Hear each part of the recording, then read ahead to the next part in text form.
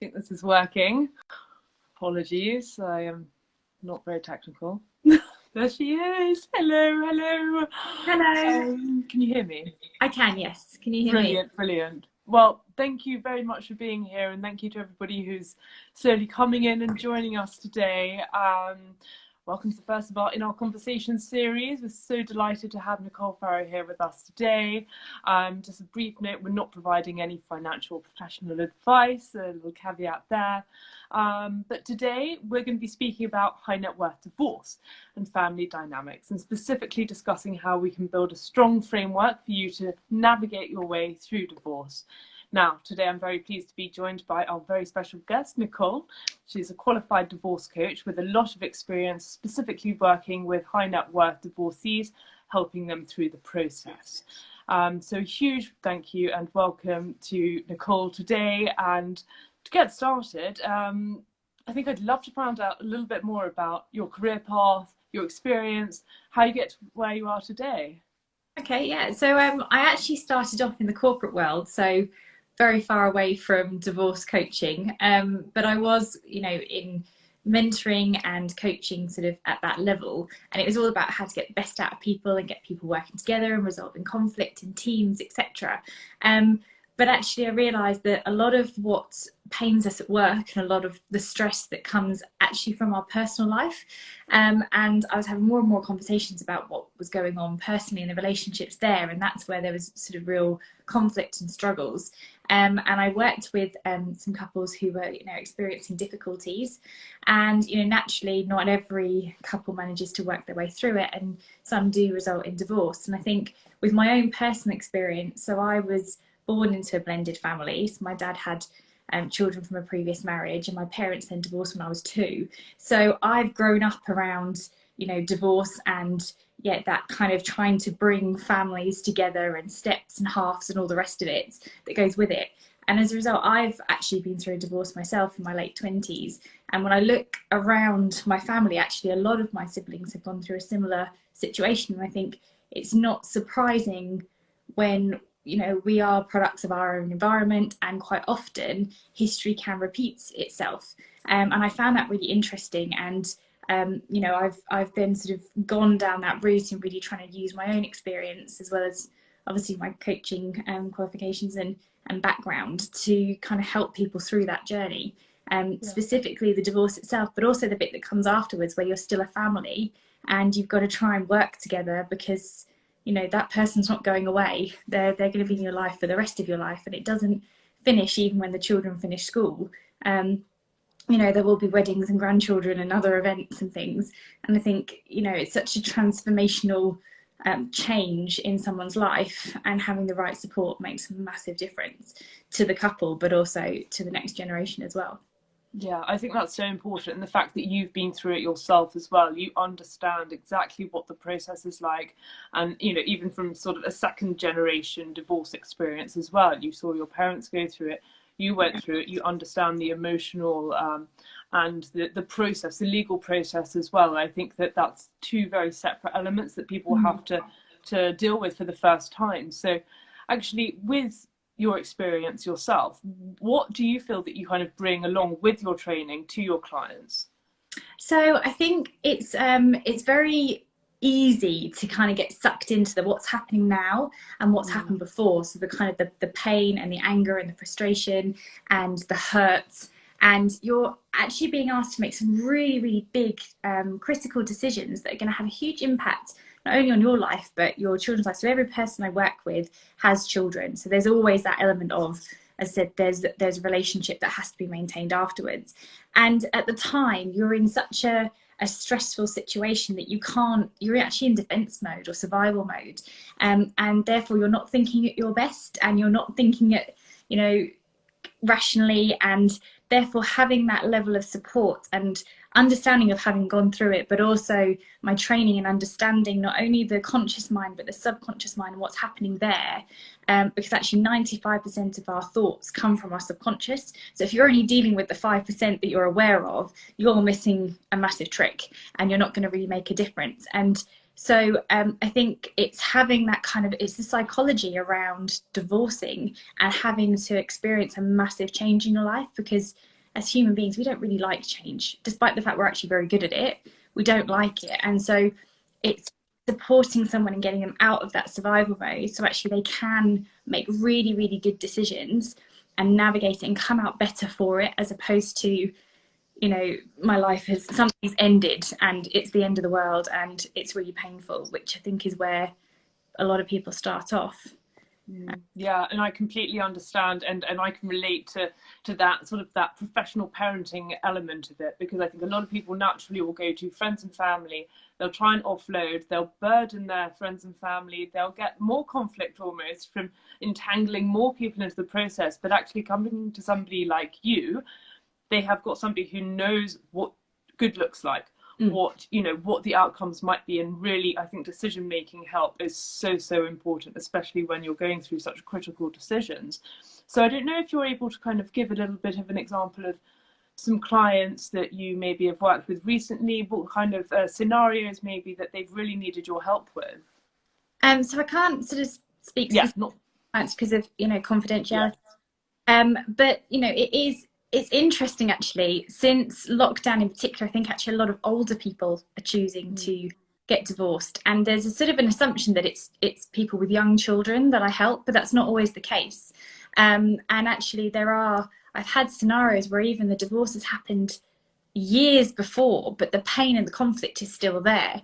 And actually there's a family event, say a wedding coming up, and actually it was the daughter that's got in touch to say, oh, I'm really struggling. My parents just can't be in the same room as one another. It's been, you know, 16 years, but the pain's still there. It's very real, and it's going to really have an impact on my big day and on my mum and my dad. So it's kind of the not resolving stuff, and it doesn't matter how many years down the line, if it doesn't get resolved, it's still going to be there. It doesn't disappear. If anything, it just gets worse, because you convince yourself that the way you remember it and your perception is correct, and that's fact, and then it's really hard to step away from that. So there's a lot of that going on, and as I said, even more recently with older couples, and you'd think that it would get easier, but actually, if anything, I think having older children makes it harder, because at that point the adult children have an opinion and say and get told even more than younger children would get told, and then there's sort of taking sides. So actually I've had that recently with someone that I was working with, where, you know, the children are then involved, and as said, you know, it's then not just about the couple anymore. So that's been something that's been quite interesting over the last year, particularly with lockdown. As I said, I think there's divorce later, and then it's the sort of standard battle lines are drawn, communication through solicitors, which, you know, just obviously they are often charged by the hour, so it just ends up there's absolutely no communication by the end of the divorce, and actually it's almost getting to a parallel parenting relationship as opposed to a co-parenting relationship. So there's a lot of that's, you know, that goes on, and then sort of just letting go of that what's been before, and having being able to sort of step back and see that individual as a parent is separate to the person you're divorcing. So how they are as a parent is different to how they were as a husband or a wife, but it's very difficult sometimes to sort of separate the two, and you can quite easily make judgments based on how they've treated you rather than how they treat your children. Definitely. Yeah, actually there's one girl who I follow, I can't remember her name, but I see on there that she's a very active co-parent, and actually that's really refreshing. She, throughout lockdown, you know, being shown her interacting with her co-parent, and, you know, that they're showing that it is possible. But I can imagine she's probably got somebody like you behind and in the wings and saying, you know, this is okay, and opening up that dialogue and that communication between two parents who are separate. And again, with the lockdown scenario as well, that's very tricky to manage. Yeah, yeah. I mean, people have had differing opinions about lockdown and the rules and restrictions and things anyway, and even within married couples, and even your parenting style within a married couple, will be different. But then imagine that when you're not present and you've got to kind of relinquish that control and try and see the other parents parenting without judgment of a situation you weren't there for. It's really, really tricky, especially if, as I said, there's pain and hurt and you're kind of trying to differentiate the two and split the two between your relationship with them and their relationship with the children. It's not easy, and it's quite difficult sometimes, I think, to have that open mind. Yes, well, exactly. And I think that actually with a lot of your clients, so it's interesting that you say you can help them through the different sort of time horizons. So you I don't know which, like, before, during, after, are there any sort of correlation that you can see more of? Or well, I would love to say that all the clients that I work with come to me at the beginning of the process and want to have an amicable divorce, but that's just not true. Most of the time it's when things have gone wrong and the battle lines have been drawn and it's getting to the point where the communication's just through solicitors and they're struggling through the actual divorce process, and still trying to parent, or it comes afterwards. So a lot of my clients are referrals from solicitors. Quite often when the solicitors have become really attached to their client and they really care about them and they're generally concerned about how they're going to manage and maintain this relationship when their job is done, and that's the end of it for them, but there's still tension and pain there that they've got to try and resolve to move forward. Yeah, no, that's really helpful. And so, I mean, talking about lockdown again, because that seems to be what we're happening and what we're going through now, have there been any other trends that you've spotted? I know you mentioned about the older divorcees, but I don't know if there's any other behavioural issues that have been coming through. I think lockdown just exasperates a lot of behaviour, and I think a lot of kind of divorces, and I've seen a few sort of articles and things of lockdown ended my marriage, and in all honesty I think that lockdown hasn't ended anybody's marriage. There was issues there before, it's just exasperated any problems that were already existing, and also there's no distractions. You can't kind of put it on the back burner and go and distract yourself with other things. It's very much up there in your face, and you can't go anywhere else. So I think obviously the divorce rate went up at the end of last year. It was up by 18.4%, which was an increase for the last 2 years. And I think we're going to see that again this year in particular, because I think a lot of people have actually stayed because of lockdown, because the idea of going through a divorce whilst being in lockdown just seemed too much at the time. So I think same as we've seen in Italy and Turkey and China, I think when we actually come out of lockdown, I expect there will be a surge in the divorce rate again. I think it'll be even higher numbers this year. Well, yeah. I think that's what we're sort of hearing on the on the horizon, is actually people have really tried, but then when it gets back to normality, they might have a little bit more space and they've had this thinking time, and it's all, if it's not working now, it probably won't do later on. But actually, could you run through what is the process? So say the lawyer has referred you, solicitors referred them to you. Are you working with a one-on-one? Have you got the couple together? Yeah. What's the dynamic like? So my preferred option is to work with both parties. So not everybody wants to work like that. And if somebody approaches me or I get a referral and one party's not interested, I wouldn't then not work with the interested party. So I will still do one-to-one. But the ideal scenario is that I work with both. So they both have one-to-one coaching.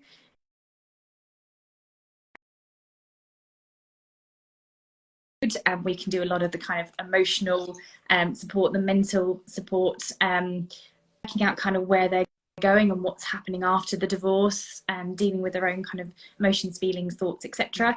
And then we also have joint sessions together. So initially that's on a weekly basis. So it is kind of, all the communication and trying to work through the actual, some of the logistics of co-parenting during that, or after, if that's the case and actually court ruling's already been decided. But then the joint sessions should become less frequent as they actually start to communicate better together. They shouldn't need my help, and actually then they can continue on their own. But the one-to-one sessions will continue all the way through, and in some scenarios one party may choose to stay on with me for longer than the other. That's absolutely fine, but it's really until they're at a place where, as I said, they are able to co-parent effectively and move on as individuals, because as I said, it is a big change for you personally, and you know, there's a lot of change for you to deal with as an individual, so there's that support as well. And I also work with blended families, so for those who have, you know, come together but there are children from a previous marriage or relationship, and you know, trying to introduce someone new or introduce the children to one another, all that kind of stuff, it comes with its own challenges, so I support people in that way as well. Yeah, no, I can see this is such an incredible sort of service for so many people, because struggling on your own, like, it's really difficult to know who to go to. And I think there's a lot of noise, and there's a lot of, you know, who can I trust, and who's actually got my best interests at heart, and who is a professional. So I don't know, can you run through a little bit about your training and where you got to? Because I saw that you trained with some very interesting and very reputable people, actually, which is fascinating. I started off with Tony Robbins. So obviously he's kind of the biggest known coach. I think if you go and look down that kind of profession, then I just went for the biggest name possible. So I did the Tony Robbins training, and then also Bob Proctor as well, who's also another big over in America, and then my NLP certificate. So all of that's kind of based on neuro-linguistic programming anyway, but then, you know, I've got the background in that also, and they also cover human needs psychology, so really understanding from a basic human perspective what we're all trying to meet, and how we meet our needs, and how we work, I said, subconsciously as well as consciously. So it's really understanding the mind and your mindset and how to get the best out of it, which in this situation or any stressful situation, it's your best asset, and it's the thing to really take care of. So it is the psychology and the mindset around change, really, is what I do. Yeah, change management for humans. I love that. That's really, really powerful. So I guess, bringing on from that, if somebody is in a position at the moment where, sorry, my camera keeps like swirling around. If somebody is going through a divorce at the moment, or they're coming up to the brink of should I, shouldn't I? Are there any tips that you can give that will just help them, you know, to relax, to step back, to maybe reframe something at the moment? So taking care of your number one asset is crucial. So you have to look after your mindset, and there's some really basic obvious stuff around sleep and eating and exercise and getting outdoors. You know, our minds are incredible, and the natural chemicals that we release into our body, that has such an, you know, the mind and the body are completely intrinsically linked. You don't get one without the other. And if you're feeling stressed, and you're, you know, especially if you're still in the same household, then getting outside and getting some fresh air and getting away from it all, and having a really, really good routine that takes care of your mindset is really, really key, because that's what's going to allow you to make better decisions. The other thing is to get some really good support and help. And I know you mentioned earlier about, you know, friends and family, and they are great and they want to be there for you, but they will also have their own perspective, their own view. You know, they care about you, they're going to have your best interests at heart, but that's going to play out through their own perspective, through their own experience, and we all bring that to the table. None of us can sort of see something through someone else's eyes unless you can be objective and stand back from it, which is what a professional can do, someone who can understand, as I said, both sides, and understand what's going on mentally, and have that different outlet. Your friends and family are too close in a way. They get kind of emotional blurring, and it's not necessarily the rational outcome that, you know, will maybe be better for you in the long term, you know, that you might not enjoy in the short term. Yeah, exactly. And then, you know, they mean well, they do, but they are involved, and they will have their own perspective and their own view, and it's worth knowing that. But having friends and family around and having a really good support network is key. But if you can get, you know, outside professional help, it really does pay dividends in, you know, being able to support you and keep you on track. And as I said, mindset is the other thing, and also just knowing the process, because I think everybody assumes, and I think media has really kind of stirred this up, there's a a natural assumption in our society that if you get divorced, it's painful, it's shameful, your friends will choose, you have to go to court, you're going to have to fight it out because they're going to come after you for everything you've got. It's going to be horrendous. And actually, it really doesn't have to be like that. And there are so many different options and so many different ways to get divorced that doesn't result, in going to court. Mm-hmm. And actually, the courts are really, really far behind anyway. I mean, they are doing virtual hearings, but even with that, you know, the statistics were released a couple of weeks ago saying it takes 56 weeks to get divorced. So if you imagine the emotional roller coaster you have to go on for 56 weeks, you know, you can avoid court. There are lawyers that are willing to be part of a collaborative process where you should be able to walk in the room and not know whose solicitors whose, because they're working together. You know, there are other routes, and you should look at your different options and try as much as possible to make it amicable, regardless of you know, what's gone before. It's a case of thinking about what's best for the future. You can't change what's been.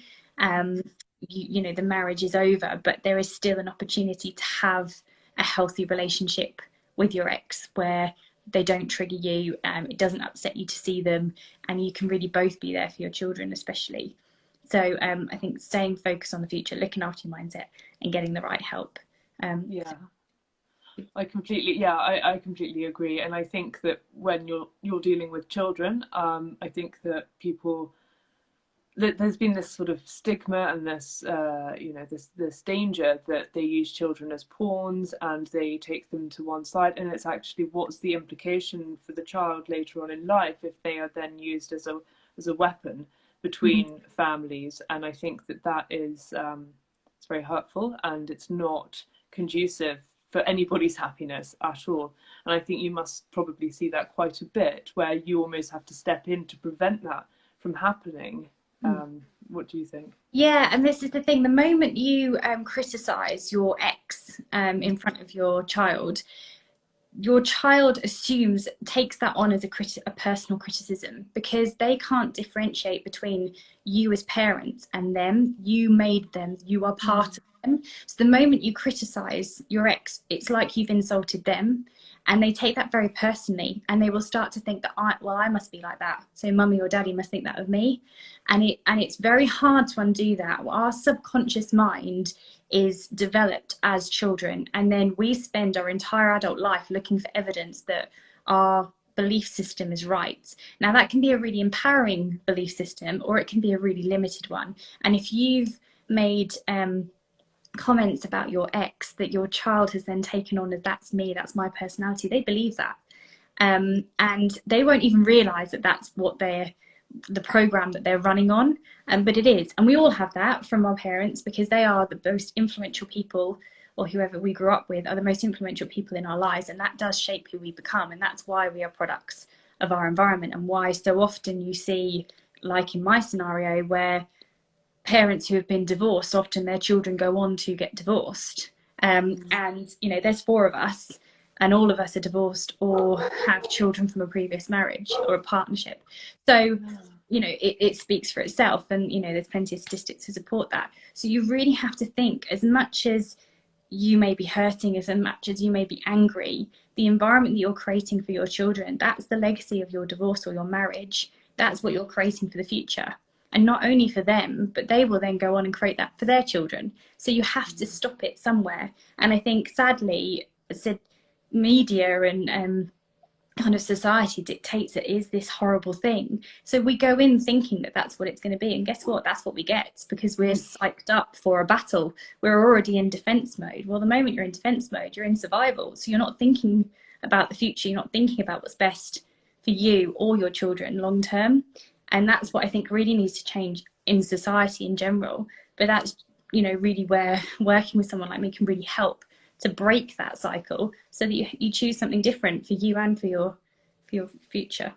Yeah, no, that is so powerful. And I think actually a lot of solicitors are perhaps more aware of the importance of bringing in professional coaches or therapists within the process to actually look after the emotional, you know, integrity of the client, not necessarily just the legal unwrapping, but making sure that they come out the other side as a whole person again. And they haven't just been, you know, sort of shredded and are having to recover on their own. And I think that is so important to have that team, as you said, whether it's, you know, getting a nutritionist, getting somebody to help you with the children, you know, so you're able to rebuild yourself, and look after your mindset as well. So yeah, I think that's wonderful. And so where would you find you? How can we get in touch with you?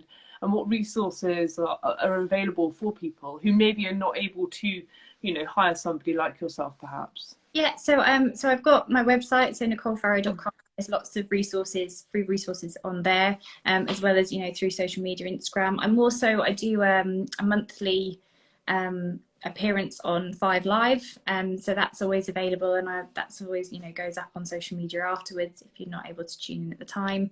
And then also I've done some sort of writing for Tatler and other places as well, so lots of material out there, and there is lots of support and there is lots of help if you look for it. Sadly, I said you have to kind of look for it. It's not obvious, and I think that really needs to change, that we don't keep going to the courts and to battle it out. And actually, what I'd love to see in the future is, you know, the Gwyneth Paltrow and Chris Martin divorce becomes the norm, and actually, you know, the Paul McCartney, Heather Mills is the exception to the rule, rather than the other way around, where I think, you know, Chris Martin and Gwyneth Paltrow really got mocked for their... I know, for doing it too nicely. They were like, what's this about? This is war you're going into here. This isn't just a friendship breakup. But no, I think it's fantastic what they do. And it will be interesting to see what Kim and Kanye, how that plays out as well. I think that's going to be quite a highly publicised divorce. So yeah, it'll be interesting to see how they... Kardashians are really doing well with their co-parenting. And actually doing a pretty good job of it. So, you know, there are evidence of people who do this you know, around, but I think we need to see a lot more of it and really kind of, you know, push the needle on it. Because, as I said, when you go in with that mindset, you're just setting yourself up to fail from the get-go, and no one wins in that, and especially not your children. So. Yeah, no, that's really important. So I think before we wrap up, I don't know if you want to give sort of your 3 top tips for a healthy, you know, divorce from your point of view. So absolutely get some help, ideally both of you. So if you can work together on it, as I said, there are lots of different options out there. There is even an option to have the same solicitor and avoid court altogether. So, you know, if you can both come at it of, right, let's do this in the right way, amicably as possible, then, you know, you've got collaborative divorces, lawyers, you've got the divorce surgery, you can literally just use the same lawyer, you can work with someone like me. So if you can approach it that way, but either way, get some support. Because even if you just look at it financially, communicating through your solicitors is going to be so much more expensive than actually just trying to communicate together and working on that. So support, mindset. So again, you know, really taking care of your mind throughout this, because it is going to be a big change. Even if you've got the most amicable divorce going, it's still a big adjustment. And as we've seen in the last year, we can adjust, but we really don't like it. You know, as human beings, it just goes against the grain. So look after your mindset, and then really think about the future and about your own aspirations, but also what you want as a family, because you are still a family. You're a different shape, granted. There may be even people coming in to that family later on down the line. 3 out of 4 people will go on to remarry, but you are still a family, and stay focused on that. I think that's really important, and thank you so much for all of your words of wisdom and for joining us this afternoon. And I'll send a little follow-up note with sort of all the resources and everything that you've mentioned as well, which I'll post for everybody else who wants to follow up on that. And I'll share your details of where we can find you, Nichole. But thank you so much. And we will see you all very soon. Thank you. Thanks for having me. Bye. Bye bye.